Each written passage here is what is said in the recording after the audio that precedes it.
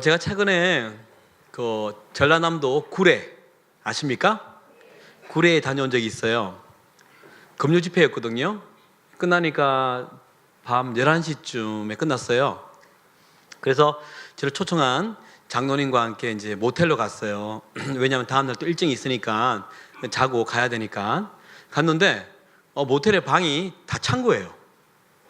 장로님이 깜짝 놀랐어요. 왜냐하면 당황해하시면서 이런 적이 없는데 뭐 조그만 동네에 모텔이 다 찰 리는 없는 그런 생각을 한 거예요. 그래서 이미 예약을 안 하신 거죠. 그래서 다른 모텔로 갔어요. 갔더니 거기도 모텔이 다 찬 거예요. 정말 당황해하세요. 강사를 데리고 20-30분 지금 막 다니는 거잖아요. 그래서 이제 전화를 거시더니 도움 요청하더라고요. 지인들에게 이렇게 강사를 재워야 되는데 방이 있는 곳이 없냐 알아봐달라. 제가 들리더라고요. 그래서 이제 찾았대요. 어디로 가냐면 그 화엄사라는 절이 구례에 있습니다.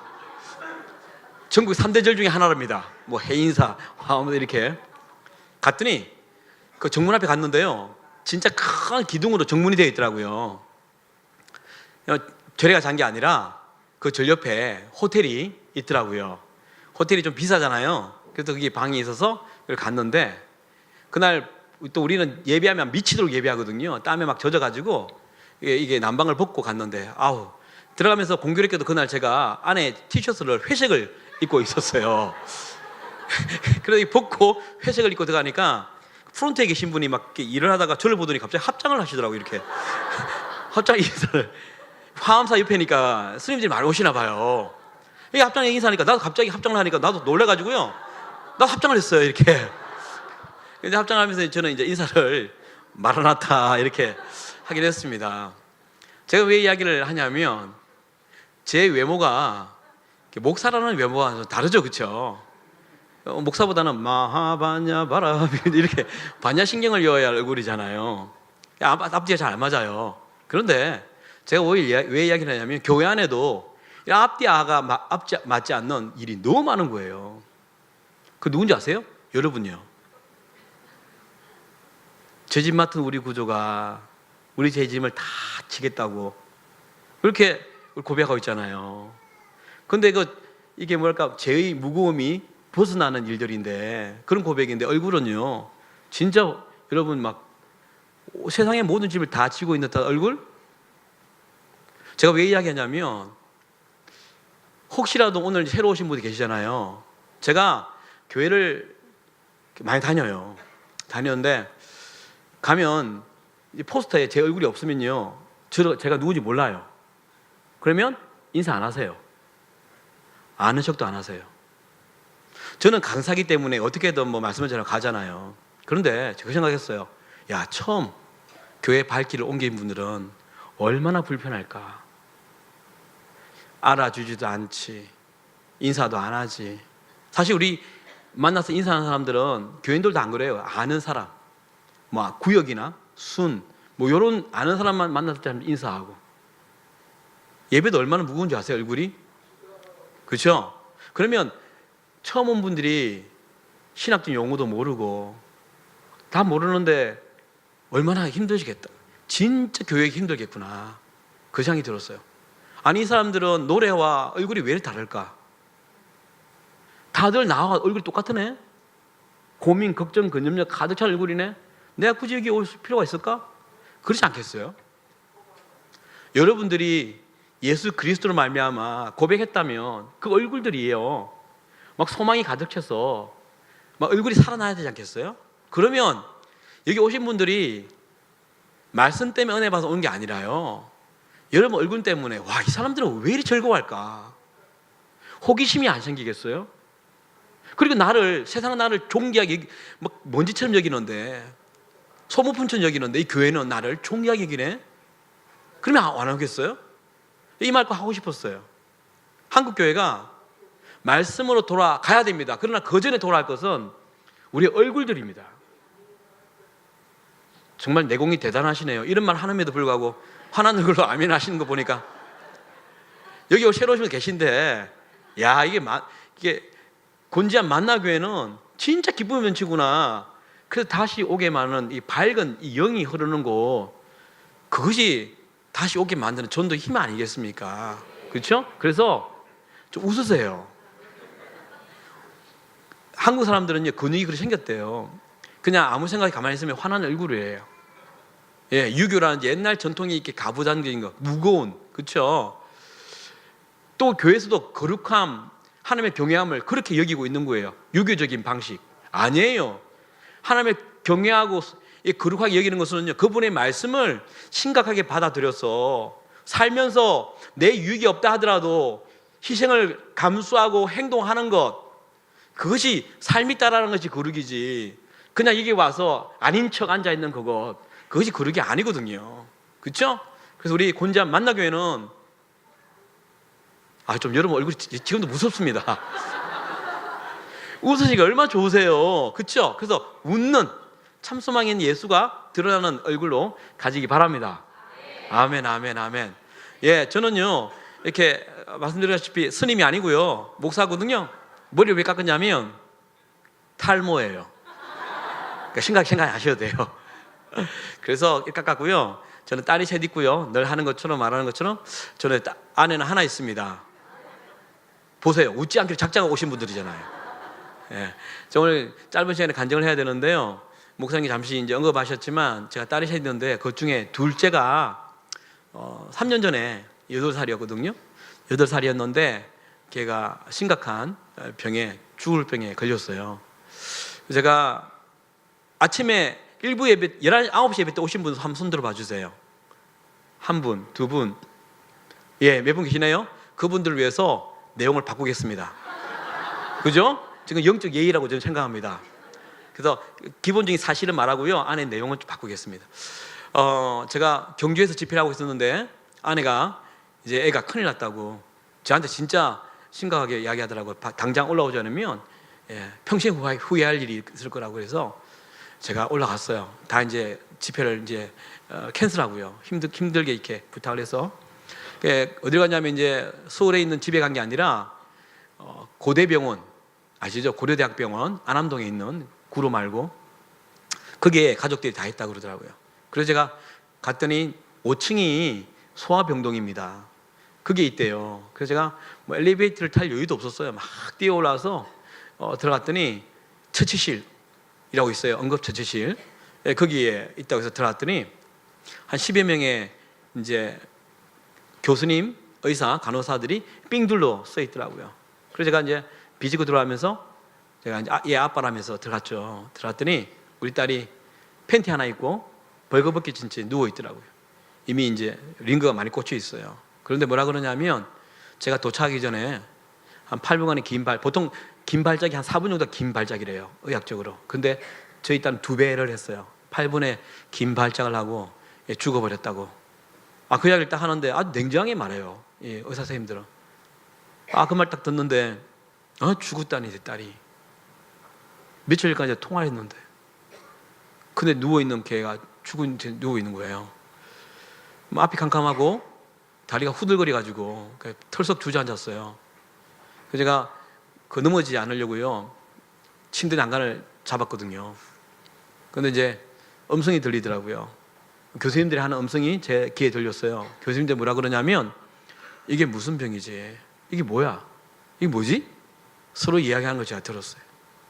교수님들도 그 당시 알지 못했던 병입니다. 5년 전에 발견됐대요. 그래서 사례가 없어요. 20대 여자분 둘이가 한국에서는 비슷한 증상이 있었고요. 어린아이는 한 번도 나타났던 병이랍니다. 그래서 그 병명이 뭐냐면 anti-NMDA 수용체 뇌염이라고 합니다. 저도 처음 들었고요. 아마 여러분들도 아마 처음 들었을 거예요. 이게 어떤 병인지 제가 구체적으로 설명한다면 여자아이니까 난소가 있잖아요. 난소 위에, 몸 안에 난소 위에 기형 종양이 생긴 거예요. 그러면 몸은요, 하나님 만든 섭리가 자기가 살도록 만들어 놨잖아요. 그렇죠? 그러니까 자기 안에 항체를 막 만든대요. 강한 항체를. 그래서 그 항체가 종양을 공격하는 거예요. 왜? 자기 살려고.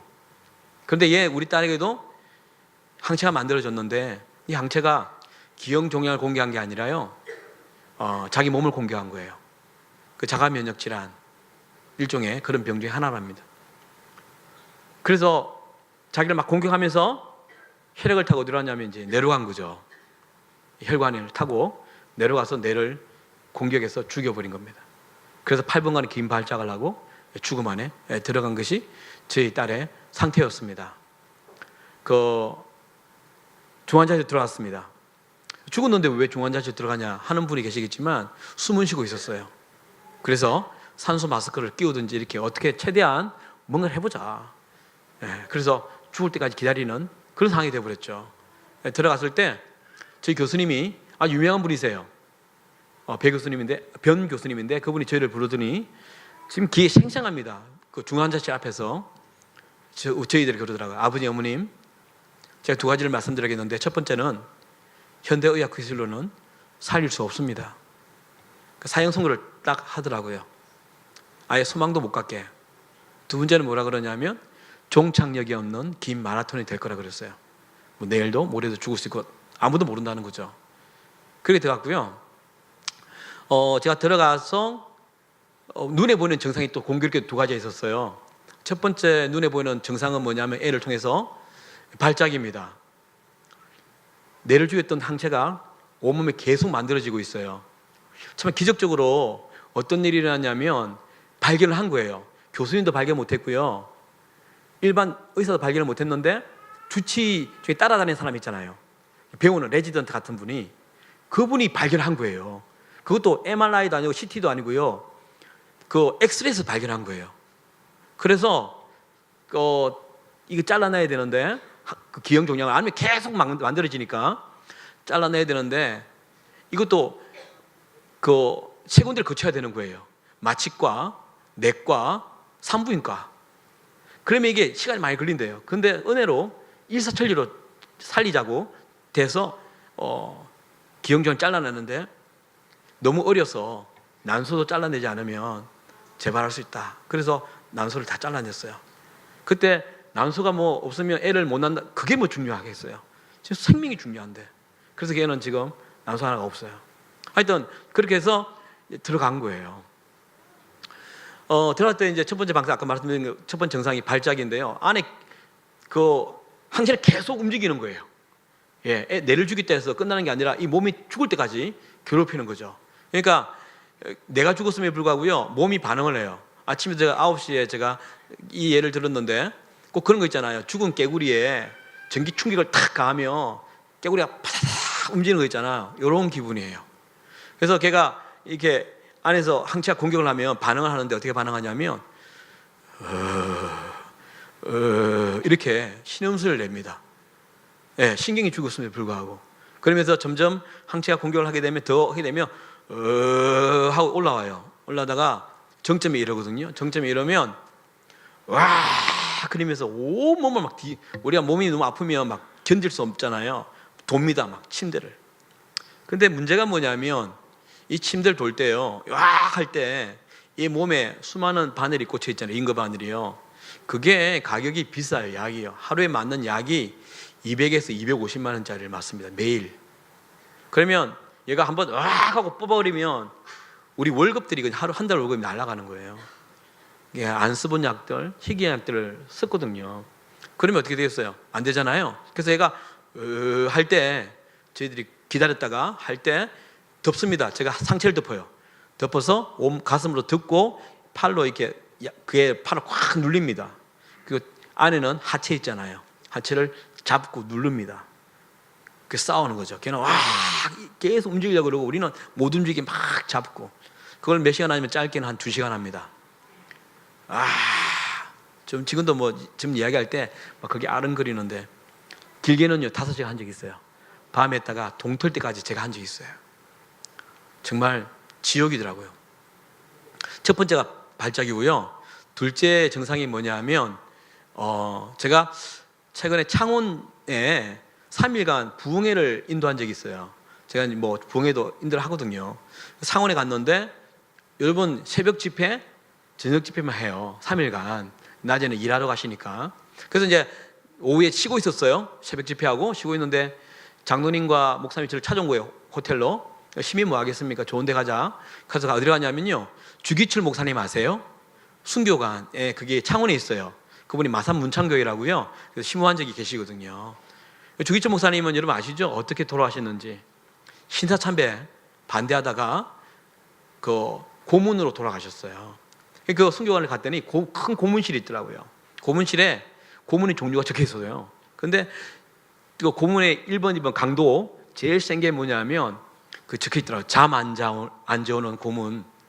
저는 그거 너무너무 동감했거든요. 왜냐하면 우리 딸이 24시간 눈 뜨고 있었어요. 이 항체가 몸을 공격해서요, 눈을 계속 뜨게 만드는 거예요. 며칠을 눈을 뜨고 있는 줄 아십니까? 20일요. 20일을 껌뻑껌뻑 자지 않고 뜨고 있었어요. 예. 그러니까 여러분, 그 하루 밤새면, 제가 이제 그저께 미국서 돌아왔고 집회하고 돌아왔거든요. 지금 시차가 막 안 돼서 한 2시간밖에 못 자고 있는데, 어제도 대구 집회 다녀왔거든요. 눈이 계속 충혈돼 있어요. 우리가 하루 밤새면 눈 충혈된다 그러잖아요. 근데 저희 딸은 10일이 지나니까요, 눈이 분홍색으로 바뀌었어요. 눈동자 자체가, 안에 눈이 안 자체가.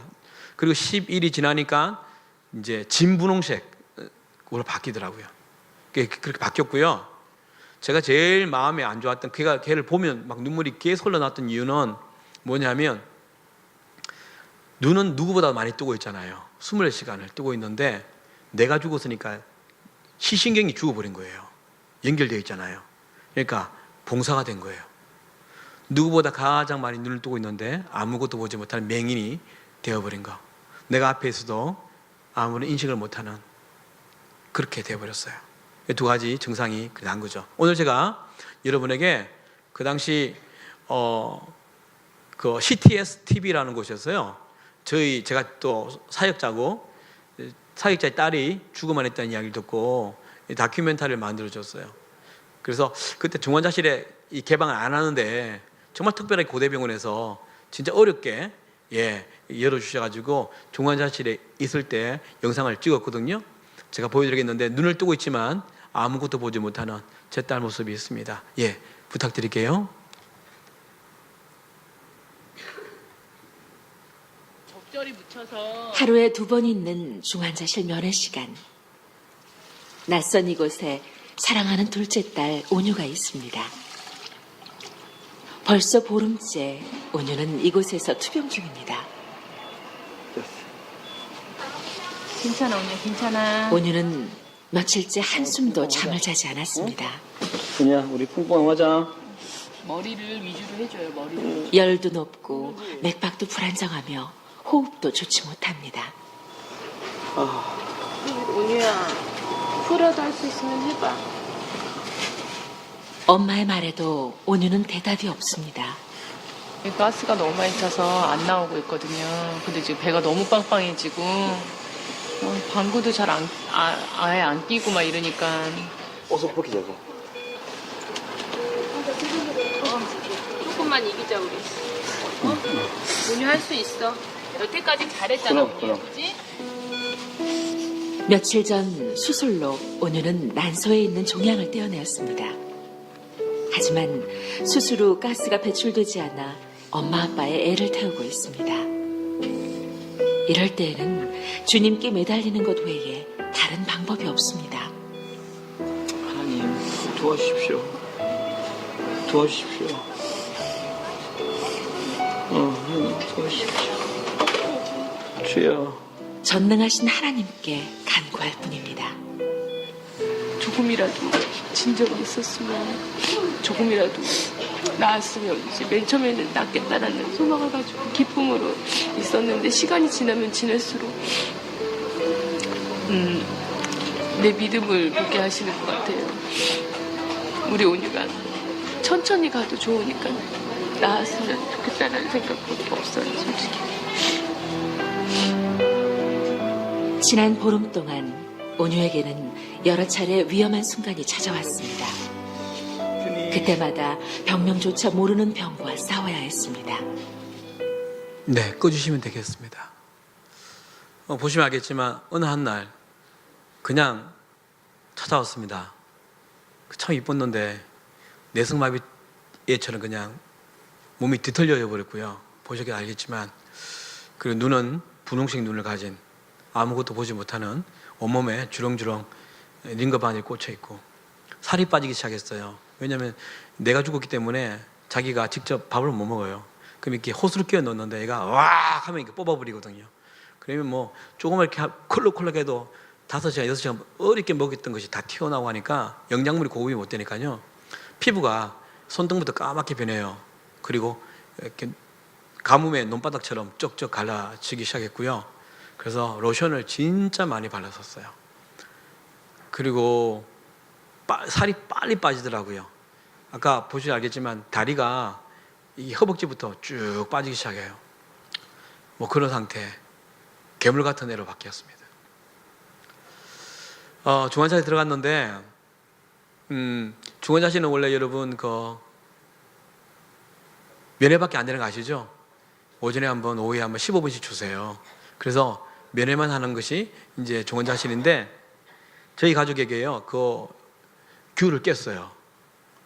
어떻게 깼냐면 부모 중 한 명 24시간 상주할 수 있게끔 허락하신 거예요. 그러니까 저 아니면 제 아내가 24시간 딸과 함께 있을 수 있게 해주신 거예요. 그래서 너무너무 감사했었어요. 그렇죠? 예, 애들 계속 볼 수 있다는 것이 얼마나 감사한지. 그렇게 너무 큰 배려로 여자아이고 어린아이고 죽음에 있기 때문에 우리가 보내줬구나 그런 생각하고 들어갔거든요. 배려라고. 그런데 딱 들어가자마자 한 이틀 만에 배려가 아니었음을 알게 되었죠. 왜냐하면 중환자실에는요 그 삶과 죽음의 중간에 있는 분밖에 안 계세요. 아십니까?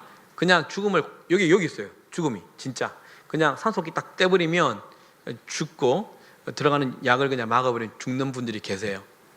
죽음 앞에 있는 분들은요 여러분처럼 이렇게 체면체통을 지키는 분이 아닙니다.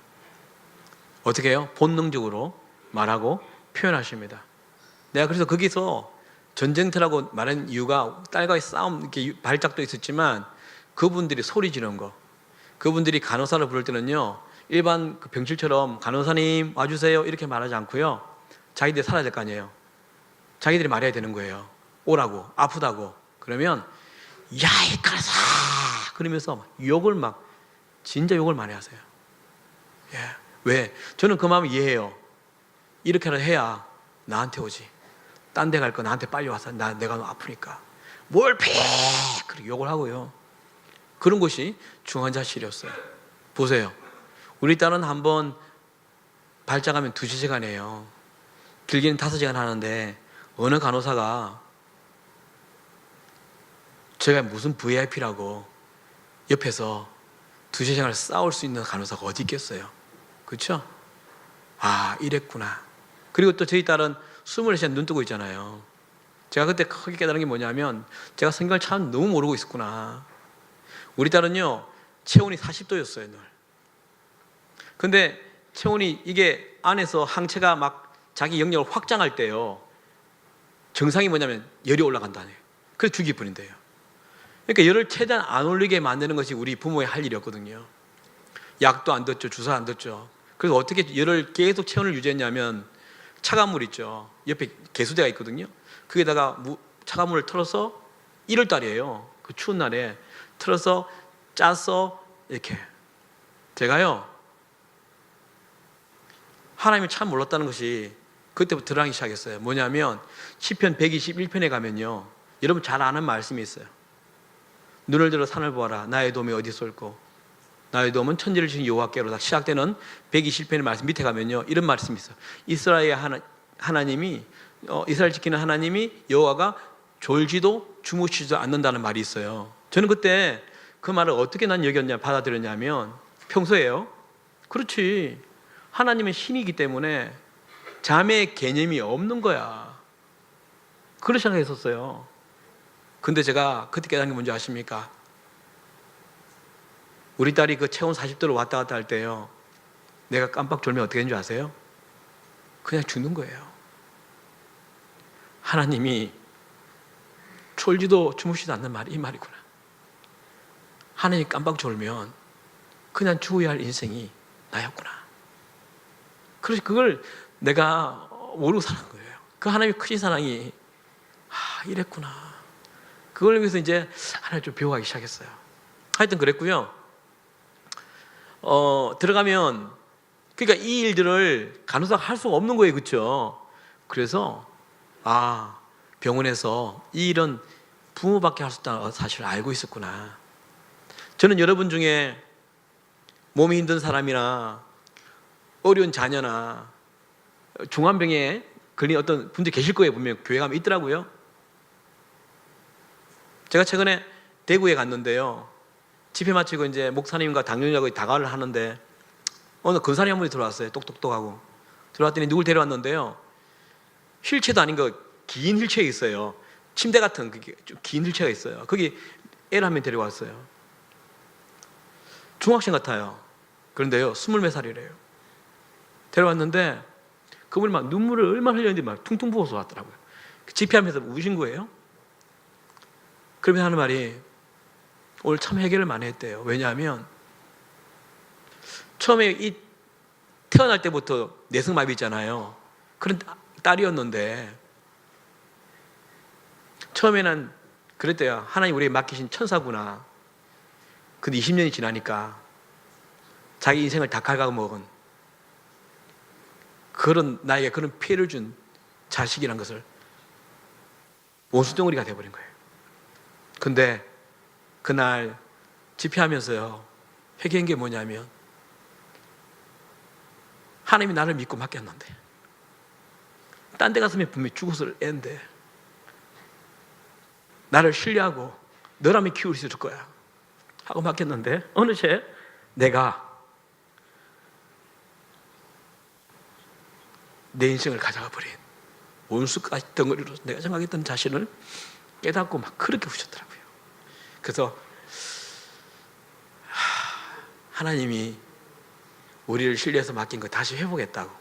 그 여러분 안에서도 그런 시련 고통이 있으면요, 그런 자녀가 있다면, 아니면 부모들이 있다면 여러분을 신뢰해서 하나님이 맡기신 거라고 생각하세요. 그죠? 그럼요. 예. 제가 그것도 참 그렇게 느꼈어요. 병원이 부모밖에 할 수 없으니까, 간호사가 못하니까 우리에게 그 룰을 깨고 보냈구나. 예. 그래서 근데 그게 너무 힘들어요. 왜냐하면 그 중환자실은요, 여러분, 의사, 간호사, 환자밖에 없는 곳이에요. 그렇죠? 보호자가 없는 곳이에요. 근데 우리 들어갔단 말이에요. 들어가니까 뭐예요? 간이 의자도 없고요, 간에 침대도 없어요. 근데 뭐예요? 얘는 24시간 눈 뜨고 있잖아요. 24시간 내가 우리 물질을 해야 되잖아요. 발자가 쌓여야 되잖아요. 그러니까 24시간 서서 있어야 돼요. 의자 없으니까 24시간 서서 그 일을 해내야 돼요. 여러분 서서 한 시간 동안 뭐 버스 타보셨나요? 다리 아파서 힘들어하세요. 그렇죠? 그걸 계속 반복되는 그날부터 잠도 못 자고 서 있고, 제 아내는 다리가요, 발목과 무릎이 구분이 없어진 퉁퉁 부어가지고 살갗이 막 터져나온 거 있잖아요. 그렇게 되더라고요. 그래도 엄마는 위대하구나, 그렇게 하더라고요. 저도 그때 당시에는 쌍코피가 늘 터져 있었어요. 3일 4일 늘 밤샘이 이제 밥 먹듯이 하니까요, 붓구름도 없어졌어요. 죽음 앞에 있으니까 붓구름도 없더라고요. 막 그냥 휴지 둘둘 말아서 그냥 꽂아 다니고 막 코스염처럼 다녔어요. 예, 죽음 앞에서는. 그런 일이 일어났어요. 이제 아내가 20시간 있으면 저는 밖에 있어요. 그 병원, 제가 기억나는 건 뭐냐면, 병원의 그 복도의 벽이요, 저한테는 뭐가 되냐면 통곡의 벽이라고요. 이스라엘 가면요, 그게 되었어요.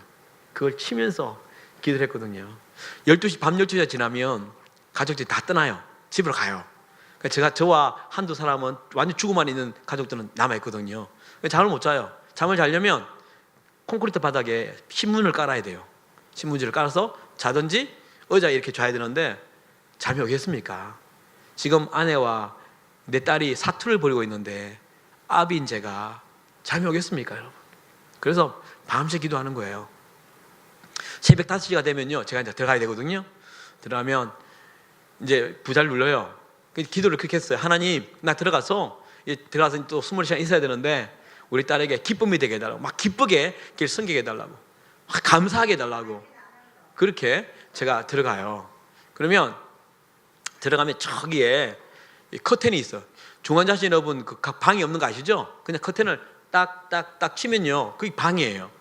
저기 이제 가면 저 딸이 있는 그 침대가 보여요. 들어가서 이제 커튼 열고 항상 제가 인사를 그렇게 해요. 온유한테. 온유야, 아빠야 하고 이제 딱 소리를 치면요, 보는 순간 막 눈물이 그냥 터져나 버려요. 그렇게 기도를 했는데요, 짐승 같은 애가 앉아 있거든요. 이미 살이 다 빠져가지고요. 아까 보셨죠? 그래도 온몸에 이 링거 바늘이 꽂혀 있고요. 머리카락은요, 머리 감지 않았잖아요. 근데 머리에 스티커, 그 네파 찍는 거 있잖아요. 그걸 늘 붙여놨는데 얘가 막 뜯어요. 와 하면 뜯어버리면 또 붙이고, 뜯으면 붙이고. 그러니까 완전 머리가 그냥 야생 동물처럼 돼버리고요. 막 털이 슬키고 얽힌 것처럼. 근데다 눈은 분홍색이 돼버린, 뭐 그런 아무것도 보지 못하는 걔를 보면 그냥 보자마자 밤샘 기도한 상관없이 그냥 눈물이 그냥 이게 썸을 터는 것처럼 막 터져버리더라고요. 아, 힘들더라고요, 진짜. 그날 밤에 발작을 했습니다. 정말 터널도 아니고 동굴 같았어요. 그때 문득 생각난 게 있었습니다. 아, 이것이 인간에게 주어진 가장 큰 형벌이구나. 그죠? 여러분, 이게 어머님, 아버님은 다 알 거예요. 제 마음 동감할 거예요. 그죠? 내가 죽는 것보다 더 힘든 게 뭐냐면 자식이 죽는 걸 보는 부모의 심정이라는 거. 그죠? 그것처럼 힘든 건 없구나, 인간에게. 그걸 깨달았었어요. 그 고통을 겪으면서 문득 생각난 분이 계셨어요. 그 막 발작하는 그 순간에 누가 생각나냐면 하나님이에요. 하나님이 이렇게 아팠구나 하는 걸 여러분, 저는 처음 알았습니다. 그냥 성경을 읽으면서 지식으로 알았고요. 훈련하면서, 제자 훈련 받으면서 아, 이렇겠구나 그렇게 알고 있었는데, 내가 당해보니까 그 하나님의 사랑이 얼마나 컸는지, 얼마나 하나님의 사랑을 함부로 이야기했는지 모르면서 했던 제 모습이 하는 게 너무 부끄러운 거예요. 여러분, 예수님 돌아가실 때 어떻게 돌아가시는지 아시죠? 이 우주로 가면요, 이 지구라는 이 조그만 지구는요 진짜 작아요. 우리가 속해 있는 은하계가 태양계라 그러거든요. 그 태양계 안에 우리 지구가 들어가 있거든요. 그 안에 이 별이 몇 개인 줄 아세요? 2천억 개가 있어요. 2천억 개 중에 하나가 지구고요. 태양이 지구보다 109배가 크대요. 그리고 그 조그만 태양계에서 가장 큰 별 이름이 케니스 메이지리스라는 별인데요, 지구보다 20만 배가 크대요. 그 지구가 얼마나 작은 줄 알겠어요? 그 지구 안에 있는 인간을 위해서 우주를 만드신 분이 아들을 주셨구나. 그것도 뭐? 죽이려고. 그 위대한 하나님의 눈에 먼지만도 못한 인간에게 채찍을 맞고 죽을 때 아시죠, 여러분? 로마 병정이 그 당시에 사람을 죽이는 사형 방식이 있어요. 창을 대각선으로 꽂아서 한 방에 심장을 간통하게 만들어서 한 방에 죽여야 된대요. 그 창이 몸에 들어와서 심장을 간통할 때 하나님 마음이 어땠을까? 아, 그걸 깨닫는데 하는 게 너무너무 미안한 거예요. 제가 그때 깨닫는 게 뭔지 아십니까? 우리가 하나님을 잘 모르기 때문에 그분의 말씀이 심각하지 않았구나, 아무렇게나 말했구나. 우리 그런 말 많이 하시죠? 하나님 말씀하셨어, 사과하라고 하셨어, 이사하라고 하셨어. 여러분, 우리 인간이 뭐길래 그 하나님의 음성을 들어요? 근데 우리는 자신있게 말해요. 그리고 뭐라는지 아십니까? 아님 말고 끼워 맞추기. 제가 아침 9시도 이야기했지만 욥기를 읽었거든요. 욥이 시련을 당했잖아요. 그 위대한 하나님께서도 2장에 보면 온전한 자라고 칭찬했던 욥이 마지막에 42장에 고백하는 것은 회개입니다. 회개. 내가 하나님 모르면서 아는 척 살았다고, 이해하지도 못하면서 이해한 척 살았다고. 근데 우리는 뭐예요? 너무 자신 있게 하나님 말씀하셨어. 그렇지 않습니까? 하나님을 직접 내가 만나지 않아서 그분이 얼마나 큰지 몰랐어. 내가 이렇게 함부로 이야기하고 다녔구나. 아, 그것이 생각이 나는 거예요.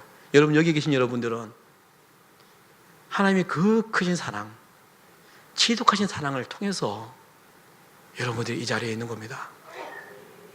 그리고 오늘 처음 오신 분들도 여러분을 위해서 하나님 그렇게 희생하시고 아들이 죽는 것을 심장이 터지는 마음으로 보시고 사랑을 주신 거예요.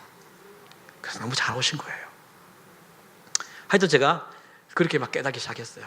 저희들이 처음 이제 했던 것은 뭐냐면요, 저희들은요 치료라는 단어를 안 썼어요. 어떤 단어를 썼냐면요, 해보자였어요. 여러분 신종플루에 걸리면 타미플루를 먹으면 난다는 이렇게 공식이 있잖아요, 그렇죠? 어떤 병에 걸리면 뭘 먹으면 낫는다. 근데 저희는 없거든요. 저희는 희귀병이라 사례가 없으니까 늘 해보자는 거예요. A 해보자. 안 돼? 그럼 B 해보자. 안 돼? 그럼 C. 뭐 하나 얻어 걸리면 또 그걸 해보지. 이거였어요. 안 된 말고 이거였어요.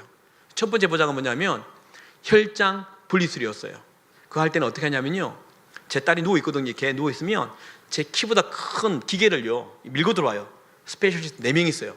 바퀴에 달렸어요. 그 큰 무거운 걸 옆에 세우고 거기다가 뭘 끄집어내요. 뭘 끄집어내면 이만한 바늘이에요. 길어요. 굵어요.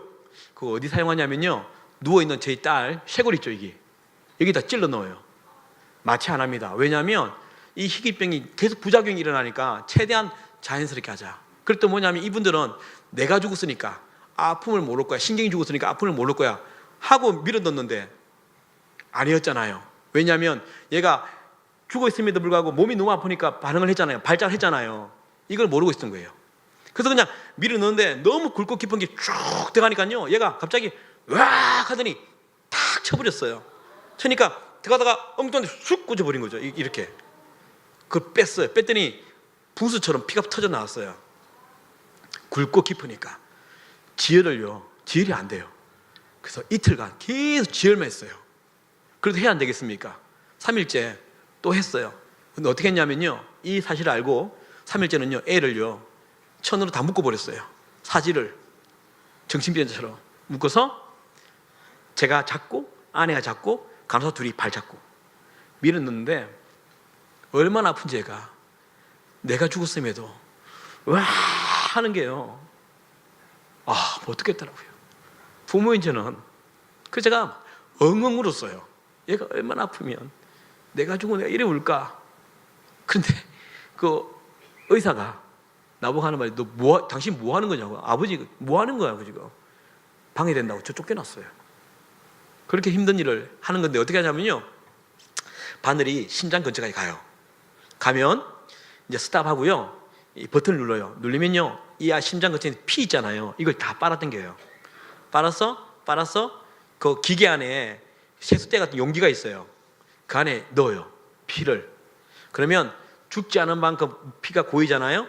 그러면 스탑해요. 스탑하고 난 다음에 다른 버튼을 누르면 그 피를 담고 있는 용기가요 웅 하고 막 돕니다, 빠르게. 그러면 원심력이 생기잖아요. 묵은 깔아놨습니다. 적혈구, 백혈구 깔아놨고요, 누런 혈소판이 떠요. 혈소판 안에 항체가 있대요. 그 몸을 막 죽였던 항체를 잡아내는 거예요. 이게 혈장 분리술입니다.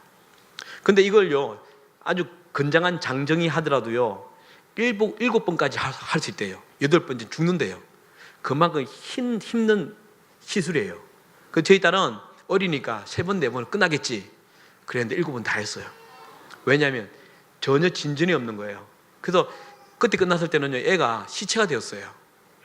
피를 다 빨아내고 남의 피를 넣어요. 그럼 막 이렇게 적응이 안 되잖아요. 얼굴이 하얗게 변합니다. 시체가 죽으면 하얗잖아요. 꼭 그래요. 그리고 얼굴이 파해지니까 눈이 더 진하게 분홍색으로 바뀌고요. 하여튼 보지 못합니다. 그래도 또 발작을 합니다. 그날 밤이었어요. 혈장 분리술 하고 난 다음에 다 몸에 살도 다 빠지고 눈이 막 진한 분홍이 가진 걔가 으악 또 하더라고요. 그래서 뼈가 부러질까 봐 조심해서 막 싸우는데 더 힘들어요. 그래도 2시간 했어요. 그래서 내가 온유야 고맙다. 그래도 짧게 했네. 그리고 이제 제가 정리를 하는데 그렇게 으악 하던 애가요 아무 일 없었다는 듯이 눈을 끔뻑끔뻑 눈을 뜨고 있는 거예요. 아무런 없다는 듯이. 그런데 얘가 뭘 씹어요.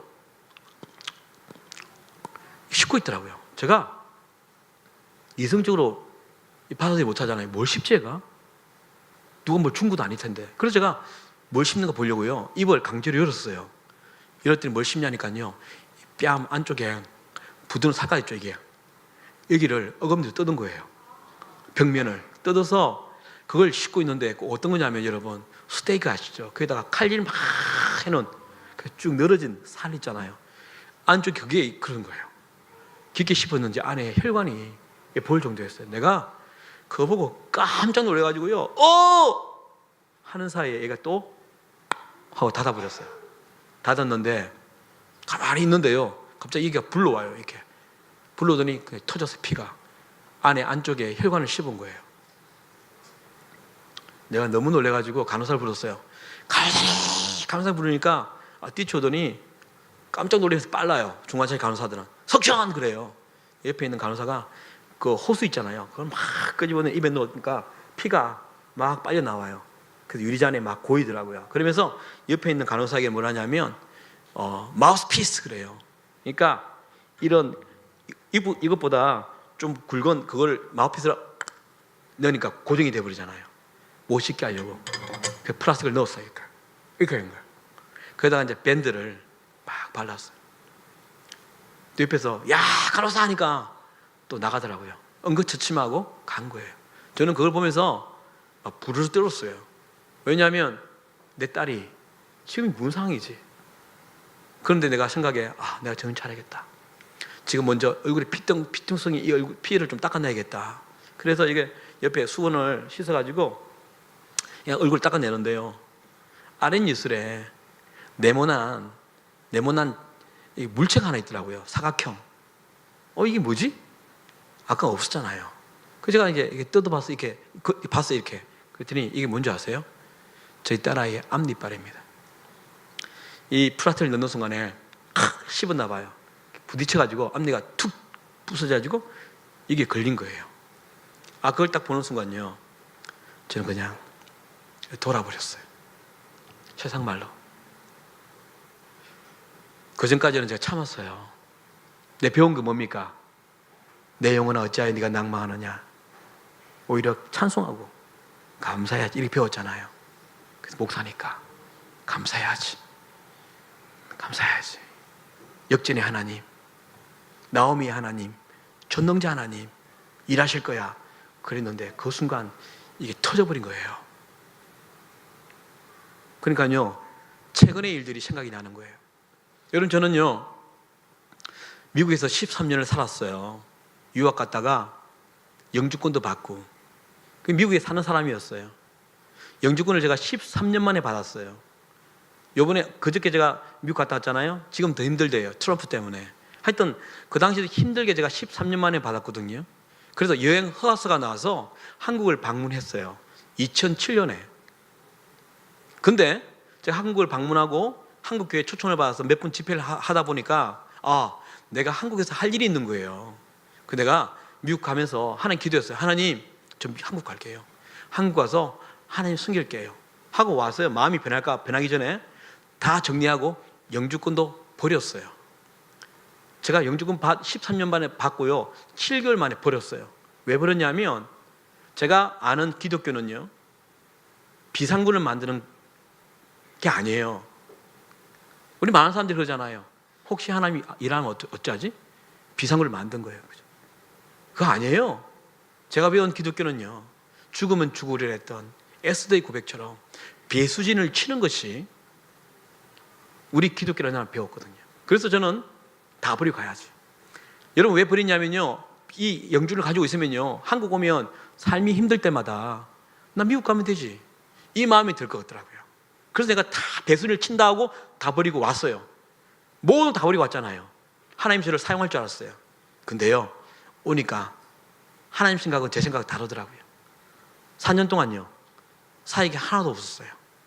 왜요? 오니까 아무도 저를 모르는 거예요. 그렇잖아요. 모르니까 초청 안 하잖아요. 안 하니까 사례가 없죠. 제가 다 버리고 왔으니까 하나님 나를 사용할 걸 생각했지만 와서 뭐 한 줄 아세요? 3, 4년 동안 피자 배달을 했어요.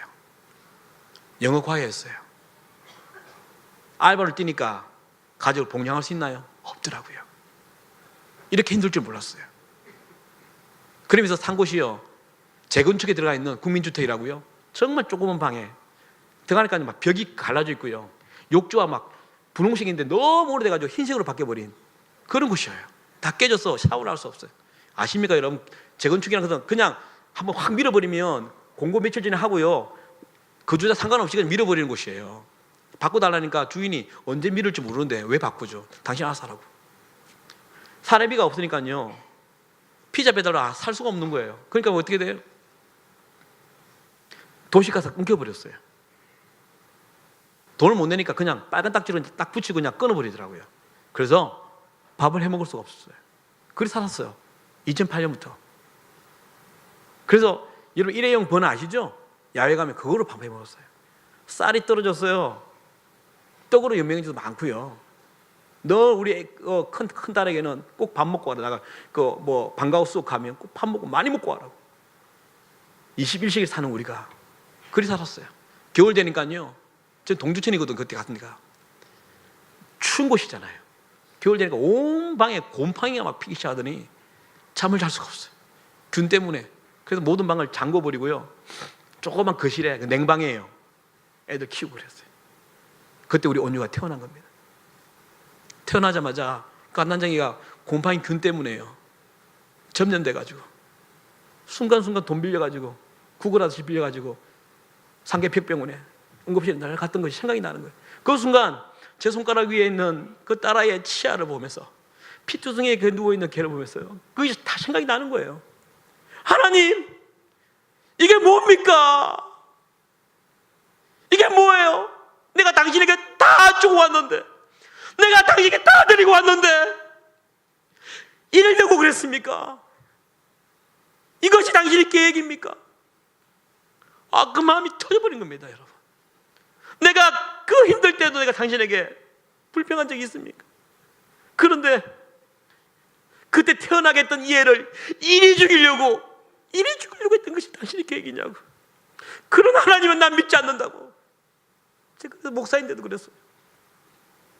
내가 뭔지 아십니까? 인간도 이러지 않는다고. 인간도 그랬어요. 그러면서 제가요, 그 치아를 꼭 쥐고요 결단했습니다. 뭐라는지 아십니까? 우리 병원에서 막 소리 지르는 사람 있잖아요. 막 몰핀 달라 막 그런 말 할 때 내가 그 동시에 입을 열어서 하나님 당신을 대적하고 저주하리라 내가 그랬었어요. 너무 처절했기 때문에 제 마음에 내가 당신을 대적하리라. 그리고 기다리고 있었어요. 누구 한 명 소리쳐라. 그런데요, 그 와중에요, 너무 놀라운 일이 생겼어요. 하나님 음성은 아닌데요, 내 마음에 이런 언어가 쑥 들어왔어요. 뭐라냐면, 너 이래도 나 신뢰하니. 이 한 센텐스가 너 이래도 나 신뢰하니, 이게 훅 들어온 거예요. 근데 제가 뭐랄게요? 말 못했습니다. 여러분, 저는요 4대째 예수를 믿는 가정에 태어났어요. 오래됐죠. 정주 아래 믿었으니까. 저 태어나니까요 늘 가장 많이 듣고 말했던 말이 뭐냐, 주여 믿습니다 했어요. 근데 그 말을 요구했을 때 저는 못했다고요. 왠지 아세요? 제가 배웠던 하나님과 다른 거예요.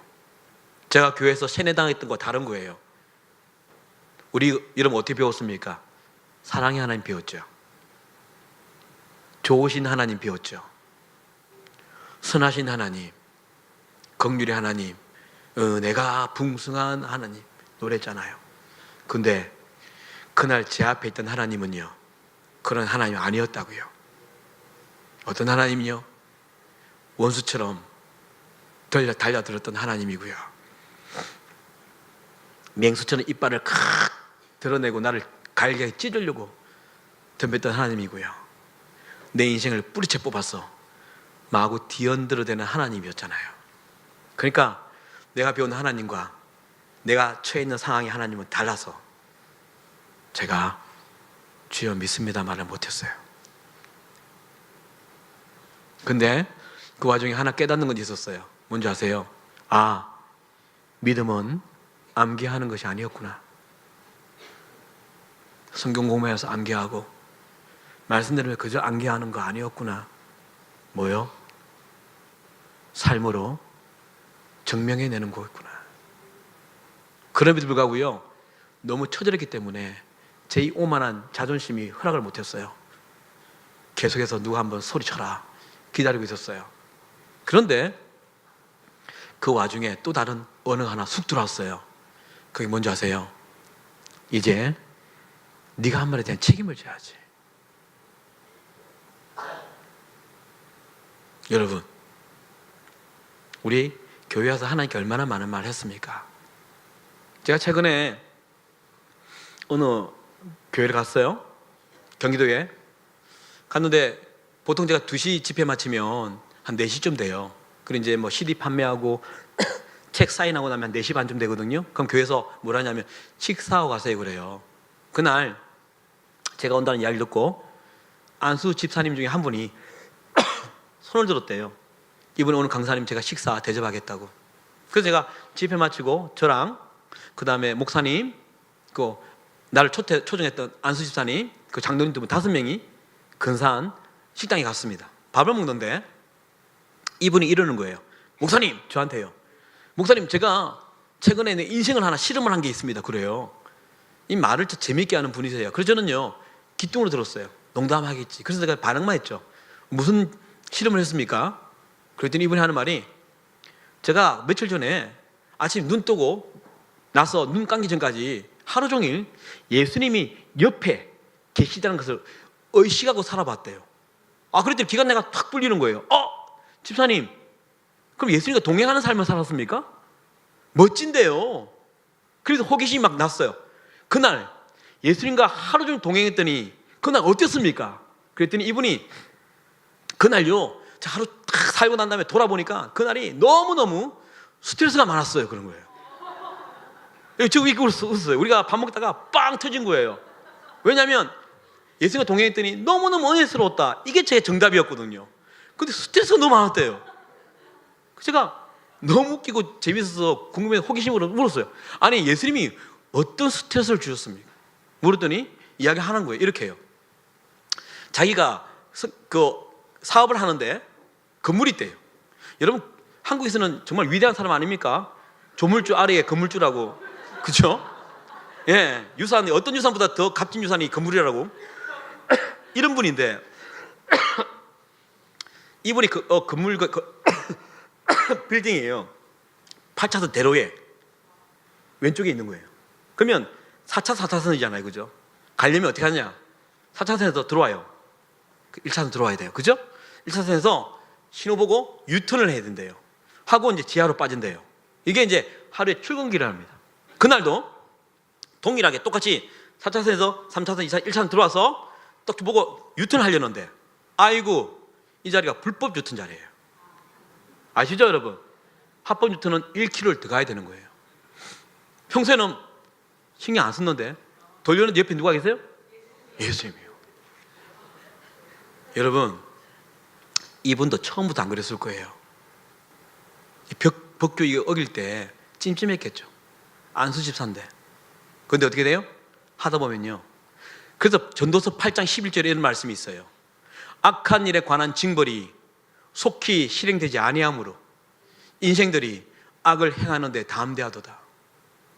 내가 불법하고 거짓말해도 하나님이 안 치요? 그러면 하나님 별로 신경 쓰는 거 아닌가 보다. 나중에 익숙해져요? 나중에 어떻게 된 줄 아세요? 다 하잖아. 다 하는데 뭐가 죄야? 이렇게 되는 거예요. 지금 한국의 청년들이, 한국 교회의 청년들이 52.9%, 이제 더 많을 거예요. 결혼하지 않고 성관계를 맺는데요. 뭐라는지 아십니까? 젊은 애들이 요즘 동성애도 합법화되는 이 시대에 혼전순결이 뭔 말이야? 다 아는데 담대해서 그러면서 예배하는 거예요. 기독교가 타락하는 이 시대에 이 시대보다 조금만 나가면 되지, 이리 사는 거예요. 성경은 절대적 가치 아니에요. 우리는. 이분도 그렇게 된 거예요. 우리 안 그렇겠어요? 거짓말 한번 하다가 하나님은 아무 안 해. 나중에는 다 하잖아. 불법 다운로드 다 하잖아. 그렇죠? 여러분 그거 아셔야 돼요. 구약 시대 때는 하나님이요 잘못할 때 막 치잖아요. 그 신약 때 안 해요. 지금도. 그렇죠? 근데 여러분 성경이 뭐라는지 아십니까? 로마서 1장에 하나님께서 하신 말씀이에요. 사형에 준하는 형벌이 있답니다. 그게 뭔지 아세요? 성경에 나와 있어요. 내버려 두심. 우리 부모도 그렇잖아요. 하지마! 하지마 하니까 하지마! 그래도 하잖아요? 그럼 뭐래요? 네 마음대로 나가 살아. 여러분들이 불법을 저지르고 죄를 지를 때 하나님이 말씀 안 하신다고 천만에요. 얼마나 두려운 건지 아십니까? 지옥 가게 내버려 주심이에요.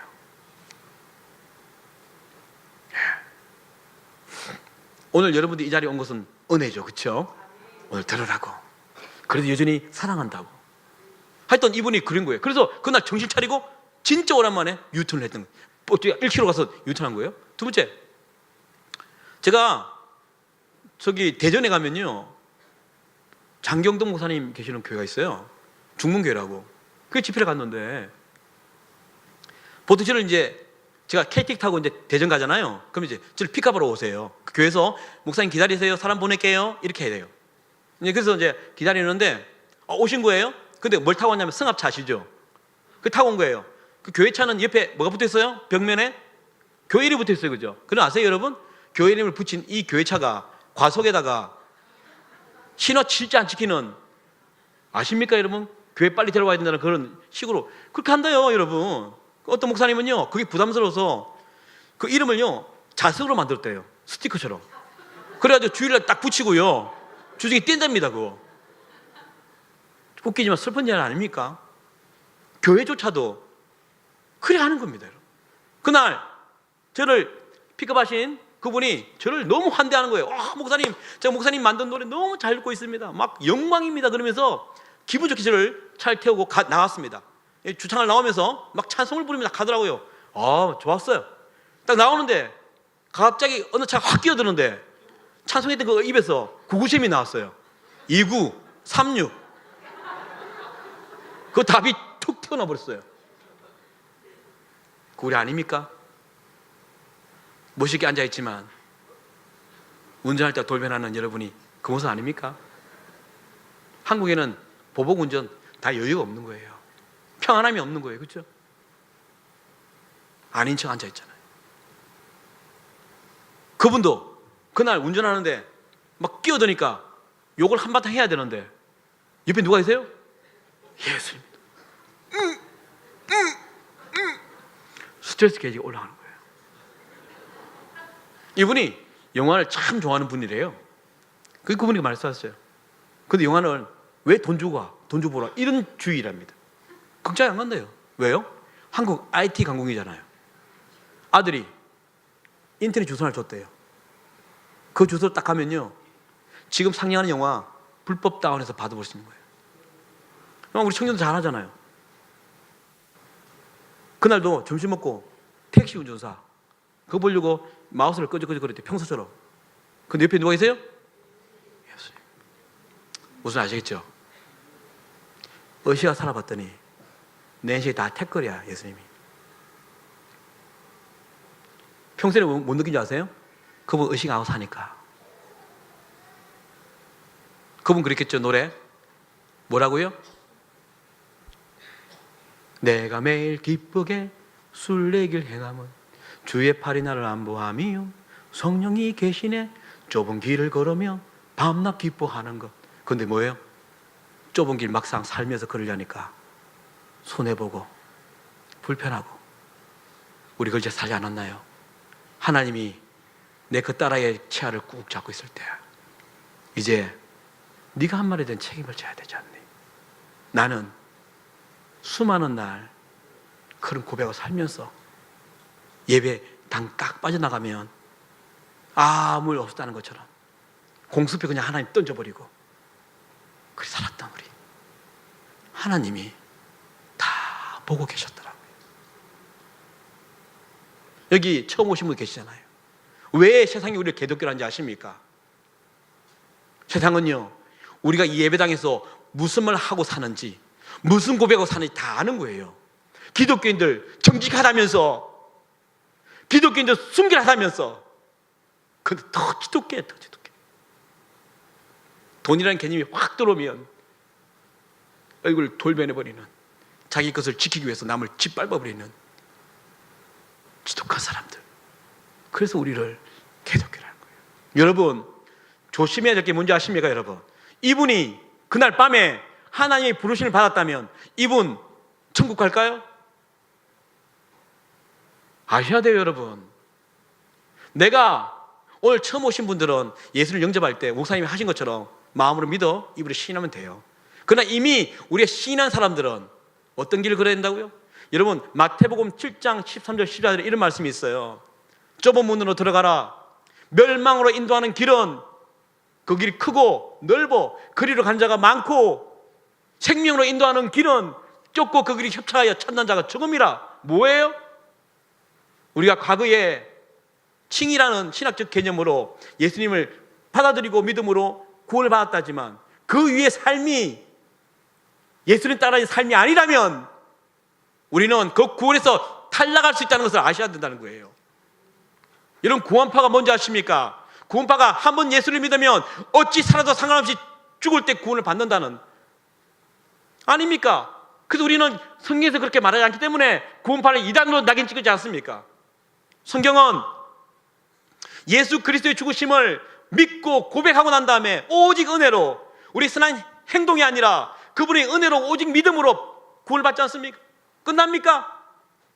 빌립보서 2장 12절에 뭐랬습니까? 너희는 두렵고 떨리는 마음으로 이 구원을 이루어 가라 했단 말입니다. 과거에 그 구원이 진짜 구원이라면 구원에 합당한 열매를 맺는 삶이 우리 안에 있어야 되는데, 그 좁은 길을 가는 삶이 있어야 되는데 우린 그게 싫은 거예요. 여러분, 사도 바울이 왜 신앙을 믿음의 경주를 하지 아십니까? 경주는 시작도 중요하지만 뭐가 더 중요하다고요? 결승까지 가는 것.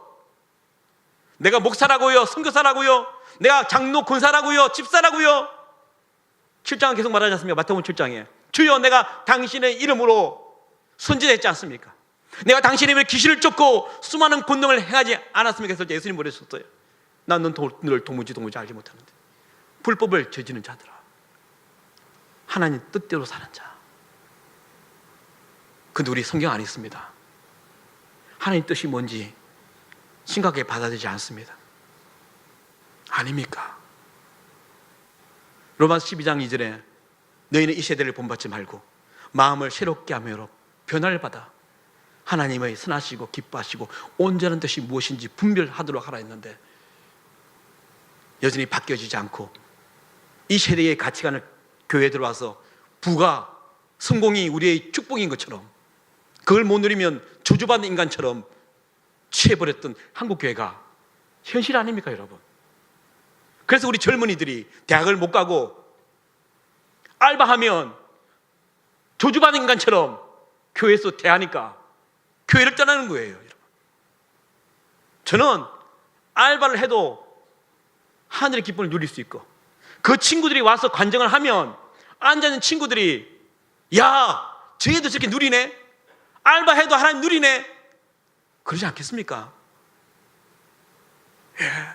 하여튼 하나님이 저를 그 죽음 안에서 이렇게 제게 도전하셨습니다. 그래서 제가요, 그 치를 떨던 내가요, 그 깨달음이 확 오니까요, 너무 두려워서 바닥에 꿇어 엎드려서 하나님 살려달라고, 내가 감히 하나님께 대적했다. 그리고 울면서 해결했습니다. 하여튼 이런 일들이 죽음 앞에 있으니까요, 나를 하나하나 하나님이 정화하기 시작했습니다. 왜요? 나 살리려고, 나를 진짜 형통으로 들어가게 하기 위해서. 그렇죠? 그래서 오늘 여러분, 아까 일부 예배도 얘기했지만 들통나셔야 됩니다. 내가 어떤 존재인지 들통이 나서 과연 내가 하나님이 내 주인인지 아니면 내 절대 가치가 하나님이 맞는지, 여러분 그거 아는 거는요 쉽대요. 우리가 24시간 어디에 신경을 쓰고 관심을 두고 돈을 쓰고 시간을 사용하는지 보면요, 안 돼요. 그죠? 예. 어느새 드라마보다 못한 하나님, 핸드폰보다 못한 하나님이 되었어요. 하나님 뭐라 하세요? 사무엘상 2장에 나는 나를 존귀하게 여기는 자를 존귀하게 여기고 나를 멸시하는 자를 경멸하려 했는데, 입으로는 하나님 존귀하게 여기다면서 삶은 그러지 않으니까 하나님 답답하지 않겠어요?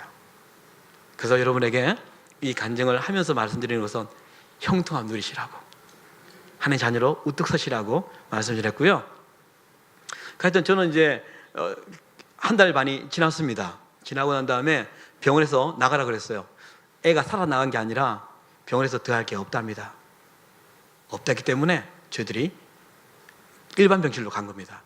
5301호입니다. 5층이 소아병동이거든요. 소아병동 제일 첫째 방을 우리에게 주셨어요. 2인실인데 1인실로 만들어 주셨어요. 왜냐하면 저희 딸이 희귀병이라 병원에서 많이 신경 쓰는 환자 중에 한 명이었어요. 아침마다 브리핑하는, 어제는 어땠고 오늘은 어땠고, 이 희귀병을 통해서 그저 결과를 받아서 다른 사람들에도 적용시키려고 하는 그런 거 있잖아요. 그리고 전 세계에서 기도를 해주셨어요. 하여튼 그랬는데요, 우리 가정은 설상가상입니다. 온유는요 전혀 진전이 없고요, 다 했거든요. 진전이 없는데 우리 막내딸이 6살이었어요. 근데 그 애가 심각한 병이 걸렸어요. 어떤 병이냐면 소아우울증입니다. 한 명도 지금 감당이 힘들어 죽겠는데, 예. 아까 우리 목사님 뵀을 때 아드님이, 저희 큰딸이요, 그때 고등학교 1학년 올라가는 때였는데 도저히 돌볼 수가 없어요. 죽음 안에 들어가 있으니까. 그래서 필리핀에 그냥 피난 보낸 거예요. 근데 그 우리 이삭이라는 친구가 우리 딸의 선생님이었더라고요. 예, 깜짝 놀랐어요 오늘요. 예, 전 참 의미가 있어요. 그렇기 때문에 걔가 번나지 않고요, 예, 잘 큰 것 같아요. 하여튼 막내가 또 이게 소아우울증 걸리니까요. 왜냐하면 병원 오면 언니 죽어 있죠. 발작하죠. 집에 가면 아무도 없잖아요. 그러니까 우리가 늘 친구 집에 자기가 모르는, 우리 아는 분에게 맡겼더니 모르는 사람 밥 먹고 자고 하다 보니 우울증이 온 거예요. 6살짜리가. 그래서 이게 교수님이 하는 말이, 큰일 났다, 이게 정말 심각한 병이다. 온유는 다 해봤는데 어쩔 수 없지 않느냐, 어쩔 수 없이 놔두고 막내를 살리라. 이게 막 앞뒤가 바뀌어버린 거예요. 그래서 아내가 3년 전 3월 16일 날 애를 데리고 집에 갔어요. 왜냐하면 평상시처럼 살아줘야 된대요. 회복하려면 유치원도 보내고 이렇게. 그럼 저 혼자 남는 거죠. 그래서 제가 혼자 남아서 밤을 새는데 3월 20날 4일 후에 얘가 새벽 1시에 뭐 그러더니 뭐 뭔가 이상해요. 평소와 달라, 이 발작이. 그러면서 제가 너무너무 두려움을 느꼈어요. 뭔가 하나 터지겠다, 얘가 오늘 마지막인가 할 정도로 너무너무 두려운 밤이었는데 그날 엄청난 일이 터져버렸어요. 그래서 제가 나도 모르게요, 저도 모르게 옆에 있는 핸드폰으로 그냥 찍었어요, 동영상을. 그걸 가져왔거든요. 3월 20일 새벽 1시에 찍었던 영상, 영상 1 부탁합니다. 예수님? 예수님! 아멘. 예, 끊어주세요. 할렐루야. 자세 보면 막 울고 있어요. 그러니까 막 하다가 갑자기요, 손을 모아요. 이렇게 막 모으더니 눈물을 막 흘리더라고요. 그러면서 아빠 엄마가 아니라 예수라고 깨어버린 거예요. 병원이 발칵 뒤집혔습니다. 우리 교수님이 그랬잖아요. 종착역이 보이지 않는 긴 마라톤이 될 거라고. 현대의학 기술로 살릴 수 있는 방법이 없다고. 죽기만을 기다렸는데 대역전이 일어난 겁니다. 문제는 뭐냐면 살아났잖아요. 살아났는데 몸이 죽은 거, 거의. 몸이 이디오피아 난민처럼요, 다 살이 다 빠졌어요. 빠지고, 그리고 뭐요? 피부만 붙어 있는 것처럼 되어 버렸고요. 그리고 지방, 단백질이 없어졌고 면역이 제로입니다. 지금 우리 딸이 3년 지났잖아요. 지금 면역이 일반 아이들의 30%밖에 안 됩니다. 그래서 계속 보양식을 먹이고 어쩔 수 없답니다. 이번에 미국 같이 왔는데 막 임파선이 이렇게 붙더라고요. 이렇게 해요. 예. 그런 일이 아직도 일어나지만 면역이 없어진 거예요. 그리고 몸이 굳어버렸어요. 이게 다리고 발인데요, 이 조인트가 움직이잖아요, 우리가. 그죠? 이게 굳었어요. 애들은 안 움직이면 뼈가 빨리 굳어버린대요. 그러니까 이게 깨어난 너무 기적적인 일을 우리가 이렇게 받아들였는데 몸은 또 그 숙제가 남아 있는 거예요. 몸은 어떻게 할 것인가. 그래서 의사 선생님이 또 재활하는 의사 선생님이 왔어요. 와서 영양물 의논하다가 어떤 말을 했냐면 영양물 입으로 들어가야 된대요. 코로 들어가면 안 된대요. 근데 코로 이때까지 음식물이 들어갔기 때문에 살이 다 빠진 거잖아요. 뽑고 그죠 이렇게 하니까.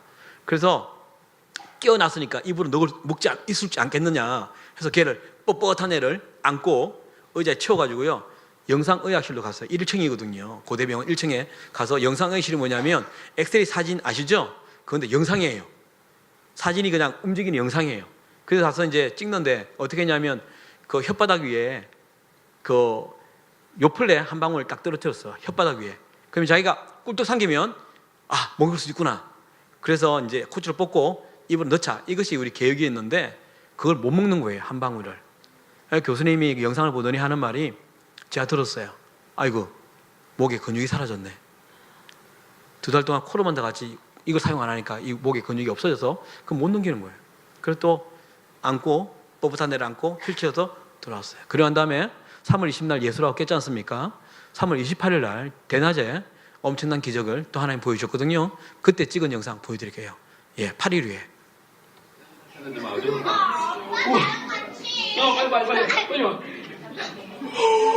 할렐루야. 혜빈 씨 기다려줘요. 네, 됐습니다. 죽은 나사로를 하나님 예수님이 너 나와라 했을 때요 테마프로 나온 것처럼 저벅저벅 나왔어.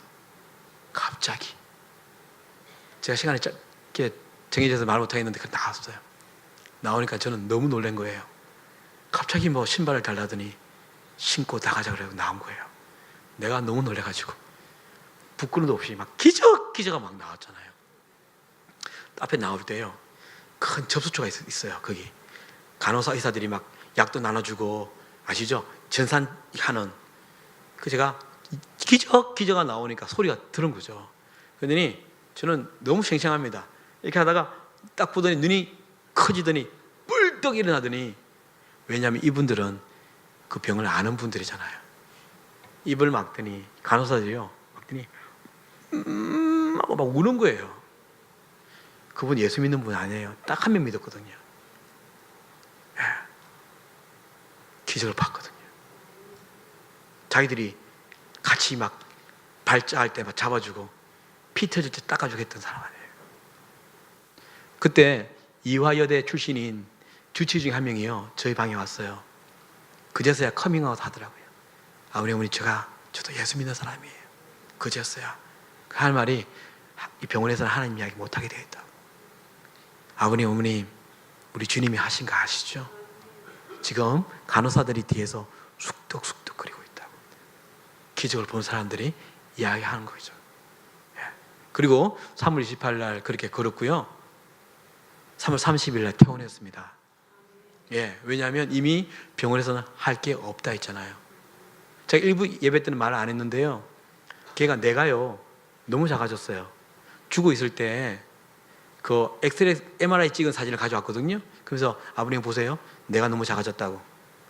혹시라도 진짜 기적같이 깨어나면 기억 상실증에 걸릴 뇌라 그랬어요. 근데 그날 제가 태어날 때요 지능 검사했어요. 왜? 내가 너무 작기 때문에 몇 살일까? 따로 있더라고 방이요. 4시간을 검사했어요. 8살이었잖아요. 그날 나온 게 몇 살이냐면 4살로 나왔어요. 어제 먹은 밥 기억 못하고요. 누가 온지 기억 전혀 못해요. 그러나 걔가 깨어났을 때요 교수님이 물었어요. 아빠 이름은 장종택, 엄마 이름은 강모모. 그래서 돌아올 거다. 보내준 거예요. 이게요 암처럼 5년 동안 1년마다 가야 돼요. 체크하러. 재작년에 갔어요. 9살이었잖아요. 체크했어요. 몇 살 논지 아세요? 9살이요. 여러분, 여러분들은 그냥 표현이 이렇지만요. 그 의사는요, 예수 믿지 않는데도 화달짝 놀랐어요, 여러분. 왜? 이 병을 아니까.